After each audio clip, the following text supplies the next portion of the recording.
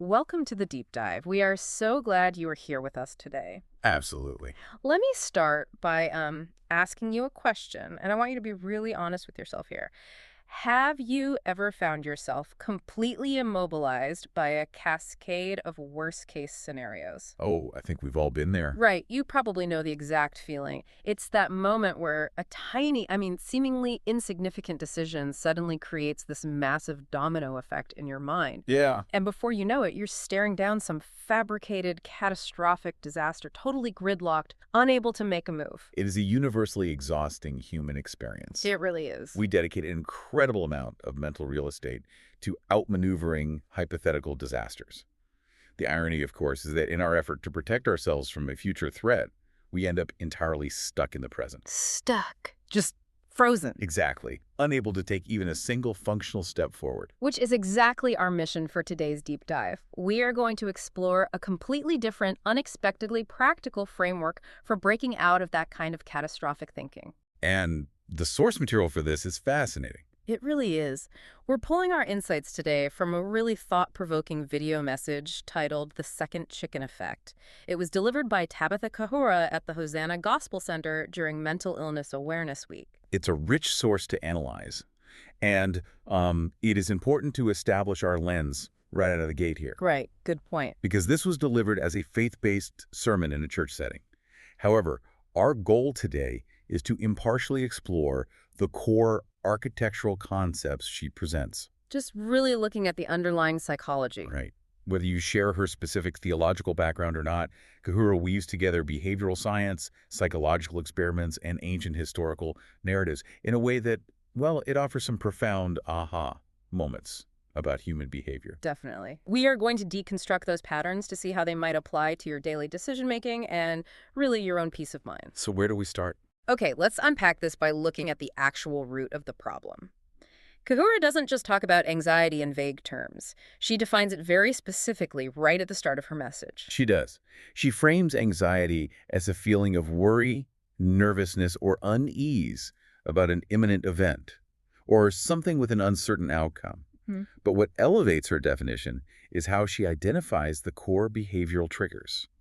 She points to three main culprits that send our brains into that gridlock state. I love how she categorizes these. Yeah. First is indecisiveness, which she categorizes essentially as the fear of making the wrong choice. Right, Second, perfectionism, or, the fear of making a mistake. which is so common. And third, overpreparation, which is this desperate, often futile attempt to control the unknown. And to illustrate how quickly those triggers can escalate, she shares a story about a woman trying to make a shockingly simple decision, like should she take the bus or the train to visit her sister. The mental gymnastics in this story are amazing. They really are. Let me walk you through the mental gymnastics this woman does, because it perfectly captures how our brains sabotage us. So the woman thinks, if I take the train, someone might sit next to me. Okay, perfectly reasonable. Right. Then she thinks, it'll probably be a man. And if a man sits next to me, he'll probably be single. The leaps in logic are starting. Exactly. If he's single, I'll probably want to marry him. If we get married, we will probably have a child. It'll probably be a boy. Wow. If we have a son, he will probably join the army. If he joins the army, he will probably go to war. If he goes to war, he will probably get killed. And there it is, the catastrophe. You know what? I'll take the bus. It sounds absurd when you say it out loud, but it is an incredibly accurate depiction of cognitive distortion. It really is. Look at the mechanics of what is happening there. The woman begins with a mundane present-day transit choice, Yeah. but within a matter of seconds, her brain has constructed a completely fabricated, distant future tragedy. Her anxiety is snowballing to the point where she is entirely disconnected from her present reality. She's not even thinking about the train anymore. No, the transit choice is no longer the issue she's solving for. She is actively mourning an imaginary son dying in an imaginary war. I want to pause there, though, because why on earth does our brain do that? That's the big question. Why do we jump from a train ride to a war casualty? Is there a biological reason we default to such extreme catastrophic thinking? Absolutely. From an evolutionary psychology standpoint, our brains are hardwired for threat detection. To keep us alive. Exactly. The amygdala, which processes fear, doesn't always distinguish between a physical predator in the room and a hypothetical social or emotional threat in the future. It just reads danger. Right. It operates on a better safe than sorry principle. Yeah. So it projects the absolute worst case scenario to ensure you are prepared for it. Which was great when we were dodging saber-toothed tigers. But the problem is that in the modern world, this evolutionary advantage backfires. We end up fighting phantom threats instead of living our actual lives. That makes a lot of sense. And it brings us to the core shift that Kahura advocates for to short-circuit that biological response. A shift from what if. Yes. She argues that anxiety lives exclusively in the land of what if. What if I fail? What if they laugh? What if my imaginary son goes to war? And we get stuck there. We do. So her primary psychological tool to break that feedback loop is to stop asking what if and aggressively start asking what is. That is a profound cognitive pivot. And frankly, it closely mirrors established cognitive behavioral therapy or CBT techniques. I was going to say, it sounds a lot like grounding. It is grounding. Yeah. What if keeps your nervous system trapped in a hypothetical future that hasn't happened and statistically likely never will. Right. What is forces a grounding mechanism. Yeah. It demands facts over fears. You have to look at your immediate physical environment, your current resources, and your actual present situation. Bringing you back to the room. Exactly. It forces the analytical part of your brain to override the panicked part. And Kahura actually tested this grounding technique in the real world with her own son. Oh, this is a great example. Yeah, he was incredibly anxious about joining a basketball team. And his brain was doing the whole what if routine. Yeah. What if the other kids play better than me? What if I'm not good enough? Classic performance anxiety. His anxiety was skyrocketing. So instead of just coddling him, she literally makes him read her sermon notes. Love that. She makes him read this exact concept of shifting from what if to what is. It's a brilliant practical application. She isn't just telling him not to worry, she is giving him a framework. A tool he can actually use. Exactly. She's prompting him to assess his actual skills, his actual situation, the what is, rather than the imaginary scenario where he's failing on the court against these phantom superior athletes. She's forcing him to ground himself in tangible reality. And it works. It does. I'd actually love for you, the listener, to think about this right now. Reflect on a recent what-if cascade you found yourself caught in. We all have one recently. Oh, for sure. Maybe it was about a presentation at work or a difficult conversation you were dreading. How might stopping and explicitly asking yourself, wait, what actually happening right now in this room, have grounded your nervous system in that moment? It is a remarkably powerful tool for internal regulation. But what makes Kahura's message so compelling is that she doesn't stop with just internal cognitive shifts. Right, she goes broader. She moves outward into this fascinating behavioral concept, which actually gives the entire message its title. Yes, the namesake of our deep dive today, the second chicken effect. Such a great name. It really catches your attention. She pulls this from a book she heavily references called The Opposite of Worry by Lawrence J. Cohen. This is where we move from cognitive theory into observable behavioral psychology. What's fascinating here is the methodology of the experiment Cohen describes. It brilliantly illustrates how fear and courage operate on a communal level. It's not just an isolated thing. No, not at all. Cohen conducted an experiment with young chicks, testing 3 distinct scenarios to see how they responded to a perceived life-threatening danger. Walk us through these. So, in the first scenario, the researcher takes a single chick and immobilizes it. He lays it down gently, but stares at it intently, mimicking the focused eye of a hawk. So he is simulating a looming predator. Precisely. It triggers a state of tonic immobility, which is a primal fear response in many animals where they essentially play dead. Like a possum. Exactly. After holding it there, he lets the chick go. Now, because this solo chick has been terrified by this hawk, it stays completely frozen on the ground. It's just paralyzed. It takes about 1 full minute before it finally realizes the environment is safe, breaks the paralysis, stands up, and starts moving again. Okay, so 1 minute of paralysis for a solo chicken dealing with a threat. What happens in the second scenario?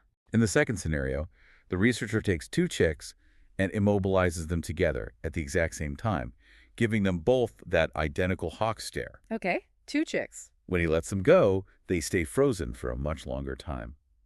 It jumps from 1 minute to about 5 minutes. 5 times as long. Wait, if they're together, shouldn't there be safety in numbers? Why does the time increase so dramatically? The psychological term for this is social referencing. We, and many animals, are biologically hardwired to outsource our threat detection to the herd. Okay, that makes sense. Think about it. If you were a gazelle and the gazelle next to you suddenly bolts, you don't wait to see the lion. You just run. You just assume the danger is real. Exactly. In the case of these chicks, one looks over, sees its buddy is still flattened on the ground playing dead, and its brain assumes, well, my peer is still hiding, so that invisible hawk must still be up there. And the other chick is doing the exact same thing. Their fear reinforces each other's fear. They are caught in a shared delusion of an imminent threat simply because of the behavior they are observing in their counterpart. That is wild. Fear literally reinforces fear in a feedback loop. But then we get to the third scenario, which is where the whole framework flips. Right. In the third scenario, he immobilizes one chick, giving it the hawk stare, just like before. But this time, he introduces a variable. A second chicken. Yes. He allows a second chick to just walk around happily and freely in the exact same enclosure. When he lets the terrified chick go, it looks around, sees the second chicken happily pecking and walking about, and it gets up in mere seconds. Seconds. Just seeing another chicken acting normally completely shatters the paralysis. It breaks the spell entirely. But let me challenge this for a second. It makes sense for poultry, but human emotions are infinitely more complex. We have ego, we have social hierarchies. Does just seeing someone else succeed actually translate to humans feeling safe? It absolutely does, though the mechanism is slightly more nuanced. The takeaway is that behavior signals safety. Behavior signals safety. When humans are in a state of panic or anxiety, our nervous systems are desperately scanning the environment for cues to gauge the reality of a threat. We look to a second chicken. To see how we should react. If that second individual is panicked, we stay frozen. But if they are signaling that the environment is safe, it overrides our internal alarm system. That brings up a great real-world example she gives. Yes, Kahura actually shares an anecdote that addresses your exact question about human complexity. She talks about a high school student she knew who had a pretty low GPA, somewhere in the 1.5 to 2.5 range. And from what I recall, the student was basically apathetic. She felt like she was doing her best and was just immobilized in this state of low achievement. She didn't think improvement was a realistic option for her. Right, she was in a state of academic paralysis. But then a friend of hers, someone she viewed as an equal peer, made the dean's list. Ah, so the friend becomes the second chicken. But couldn't seeing a friend succeed breed jealousy or inadequacy instead of courage? It certainly can, if the person is viewed as an outlier or a competitor. But Kahura emphasizes that because this was a close peer, someone operating in the exact same environment and with similar baseline resources, the friend's success acted as social proof. They were in the same boat. Exactly. Seeing her friend achieve that goal signaled to her nervous system that the environment was safe to try in. The friend walking around on the dean's list proved that success wasn't a phantom. It was a tangible what is. That makes a lot of sense. The visible reality of her friend's safety and success overrode her internal feeling of inadequacy. And sure enough, within a few months, the student who had the low GPA ended up making the dean's list herself. It beautifully illustrates that humans don't just need people to tell us everything is okay. We critically need to see people living as if everything is okay. Which is huge. And Kahura uses this to make a very sharp, practical pivot directly to parents. She points out that children are constantly utilizing social referencing. Always watching. Always. They're always watching their parents to gauge the safety of the world. So if a parent is constantly frantic, living in a vocalized cascade of what-ifs, the child absorbs that baseline panic. Exactly. The parent is inadvertently acting like the immobilized chick in scenario 2. They are reinforcing the presence of the invisible hawk. That is a tough pill to swallow for parents. It is. Kahura advises that parents often have to consciously manufacture the courage to act as the second chicken for their children. They have to fake it till they make it. Essentially, yes. They have to model a grounded, what is reality, physically demonstrating to their kids that it is safe to walk around, to try, and to not be paralyzed by the anxieties of the world. That is such a vivid visual for parenting. Now, after establishing this behavioral science, Kahura does something fascinating. She bridges this modern psychological framework into ancient history. Yes, the historical shift. She takes the second chicken effect and applies it to the biblical narrative of Daniel in Babylon. This is where we see the concept scale up from everyday anxieties to literal life and death stakes. High stakes. Very high. To set the historical context, Daniel and his fellow Jewish captives have been forcibly relocated to Babylon. They have been entirely stripped of their cultural identity, their homes, and even issued new Babylonian names. Talk about an environment designed to cause anxiety. The stakes couldn't be higher. The Babylonian king, Nebuchadnezzar, orders that these captives be fed from the royal food and wine. Which is a profound crisis for them, because partaking in that specific royal diet involves customs of idol worship that directly violate their core religious convictions. It's a massive clash. So Daniel goes to the chief official in charge of them and asks for a different diet, just vegetables and water. I'd love for you to break down the official's reaction here because it perfectly mirrors that bust-a-train story we talked about earlier. The official's reaction is a textbook catastrophic what-if spiral. He loses it. Completely. He listens to Daniel's request and instantly projects the worst possible future. He tells Daniel, "What if you look worse than the other young men? The king will literally have my head." The ultimate what if. Right. The official is completely paralyzed by his fear of the king, who represents a very real, very lethal hawk in this political ecosystem. But Daniel doesn't get pulled into that shared panic. He refuses to be the second immobilized chick. He breaks the cycle. Instead, he bypasses the anxious official, goes directly to the guard, and proposes a very pragmatic what-is test. He says, just test us for 10 days on vegetables and water, then compare our appearance to the others. Notice the grounding technique Daniel employs. He doesn't argue with the official about the hypothetical future where heads are rolling. He doesn't entertain the what-if. No, he anchors the situation in immediate, actionable reality. A finite 10-day test. It is the ultimate what-is approach to a terrifying high-stakes environment. Here's where it gets really interesting. Kahura points out a subtle detail in the text about social dynamics. When Daniel first makes this bold, incredibly dangerous stand, his friends, Shadrach, Meshach, and Abednego, aren't the ones leading the charge. They're quiet. They aren't speaking up to the guards or the officials. It is entirely Daniel. Daniel is unilaterally acting as the second chicken. Exactly. By standing his ground and proposing the test, he is the one walking around the enclosure, signaling to his peers that it is possible to maintain their convictions in this terrifying environment without being instantly destroyed. Yes, and the ripple effect of that behavioral modeling is incredible, because later on in the historical narrative, in Daniel chapter 3, the king escalates things. He builds the idol. He builds a massive golden idol and commands everyone in the province to bow down to it, threatening to throw anyone who refuses into a blazing furnace. And when the time comes to bow, who are the ones who refuse? Who boldly stands up to the king this time? Is his friends? It is Shadrach, Meshach, and Abednego. They absorb the courage that Daniel modeled for them during the food crisis. Precisely. They deliver this ultimate statement of defiance and courage. They tell the king, even if our God does not save us, we will not serve your gods. They face a literal fiery furnace without flinching. Kahura's central thesis here is that courage, just like fear, is highly contagious. Watching Daniel act as their second chicken fundamentally rewired their threat response. It gave them the immense courage they needed when it was finally their turn to face the hawk. So what does this all mean for us today, walking around in the 21st century? If we connect this to the bigger picture, Kahura is reminding us that our modern environment is practically engineered to keep us in a state of tonic immobility. It really is. She specifically points to how the constant consumption of 24-hour news cycles, or living through sustained global crises like the COVID pandemic, can completely overwhelm our nervous systems. We are surrounded by digital, invisible hawks. Everywhere we look. And more dangerously, we're surrounded by peers who are actively frozen in fear, staring at those same hawks. It's the two chicks in scenario 2, but on a global scale. Fear reinforcing fear through our screens. Exactly. Therefore, her framework suggests we must ruthlessly curate what we look at and who we listen to. We have to choose our inputs. We have to be deeply intentional about finding second chickens in our communities who are modeling a grounded what is reality.